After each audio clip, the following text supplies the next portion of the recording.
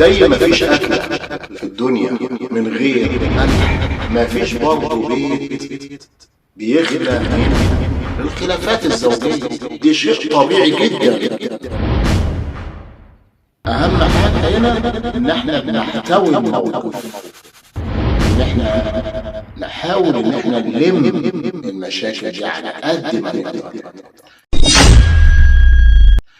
الواقعة اللي هنتكلم عنها النهاردة حصلت في المنوفية في شبين الكوم. عامل خردة أو تاجر خردة عنده 29 سنة، متجوز من واحدة عندها 22 سنة. حياتهم زيهم زي أي حد، والزوجة حامل في شهرها السادس. حصل بينهم هما الاتنين خلافات زوجية، خدت بعضها وسابت البيت وراحت عند أهلها. شوية هو يعدي يوم يومين 3 يروح يجيبها، تحصل خلافات تاني على كده. فكل ما يجي يكلمها كلمة أو يحصل بينهم مشاكل هما الاتنين، بتاخد بعضها من سكات وتروح عند أهلها وتغضب عندهم، يا إما ترجع من نفسها يا إما هو يروح يجيبها.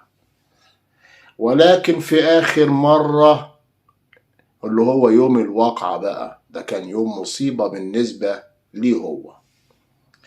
اللي حصل هنا، حصل بينهم خلافات زوجية ومش معروف سببها ايه. كل بيت بتبقى مقفول على الباب بتاعه، ومشاكل جوه البيوت وجوه الشقق، محدش يعرف المشاكل، محدش يعرف، دي كلها أسرار.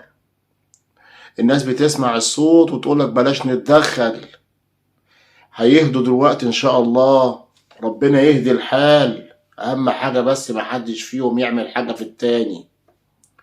في اليوم ده هما الاتنين هنا زعقوا مع بعض، أو هو زعق معاها قبل ما تاخد بعضها وتمشي.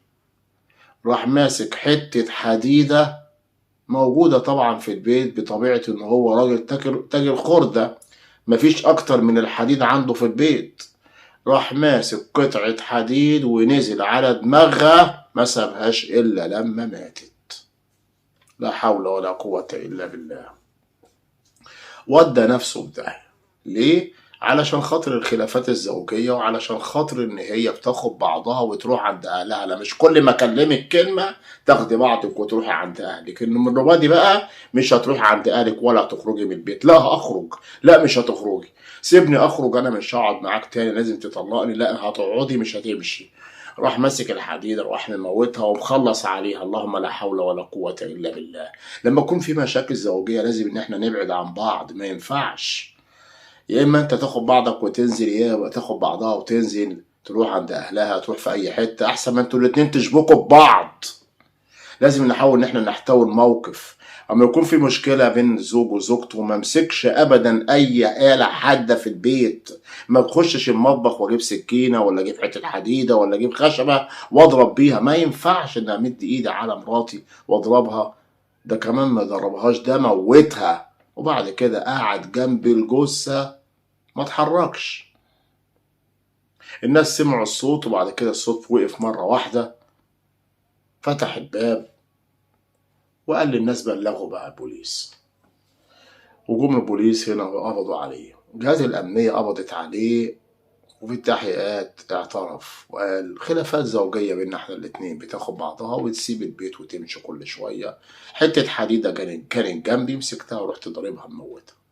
طبعا هنا هتبقى مشاجرة أدت إلى موت. يعني هو مش هياخد فيها الله أعلم بقى إعدام، لأن ده هنا مش مع سبق الإصرار والترصد، هو مش قاصد إن هو يعني عازم على القتل، لا ده هو مشاجرة بينهم هما الاتنين. اللهم لا حول ولا قوة إلا بالله. بس إيه اللي يخلينا، إيه الداعي إن أنا أمسك حاجة وأضرب بيها مراتي؟ بنتعلم من الوقائع بتاعتنا دي يا جماعة، نتعلم منها إن لما يكون في مشكلة بيني وبين مراتي، ما امسكش ابدا اي آلة حادة او اقوم متهجم عليها امسكها اضربها اخنقها. لا، حاول ان انا امسك نفسي، ان انا انزل شوية الشارع ساعة ساعتين 3 وارجع، يكون ربنا هدى الحال شوية. لازم طرف من الاتنين يسكت، مش احنا الاتنين نشد مع بعض ونولع الدنيا لغايه ما حد فينا يعمل جريمه في التاني. لله الامر من قبل ومن بعد. اشكركم جدا، اتمنى من حضراتكم الاشتراك في القناه، تفعيل زر الجرس. السلام عليكم ورحمه الله وبركاته.